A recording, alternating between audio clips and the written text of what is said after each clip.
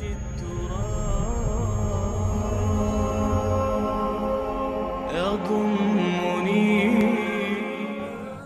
আলাইকুম ওয়া রাহমাতুল্লাহি ওয়া বারাকাতুহু। সম্মানিত দর্শক শ্রোতা, আল্লাহ সুবহানাহু ওয়া তাআলা বান্দার উপরে ৫ ওয়াক্ত নামাজ ফরজ করে দিয়েছেন। এই ৫ ওয়াক্ত নামাজ আদায় করার জন্য এর আগে কতগুলো বিষয়কে ফরজ করে দিয়েছেন, যেগুলোকে আমরা আরকান ও আহকাম বলে জানি এবং চিনি।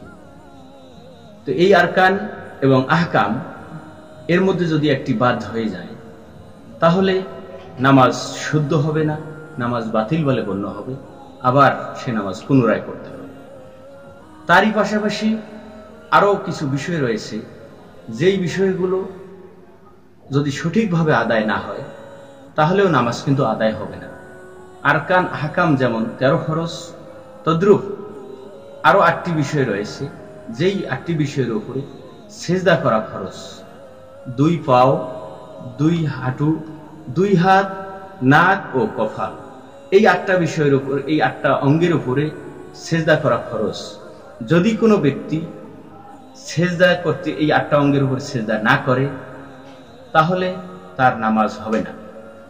যদি কোনো ব্যক্তি এই 8 অঙ্গের উপর সেজদা করতে গিয়ে তার পাও দুটো উপরে উঠে যায়, তাহলে তার নামাজ শুদ্ধ হবে না, তার নামাজ আদায় হবে না।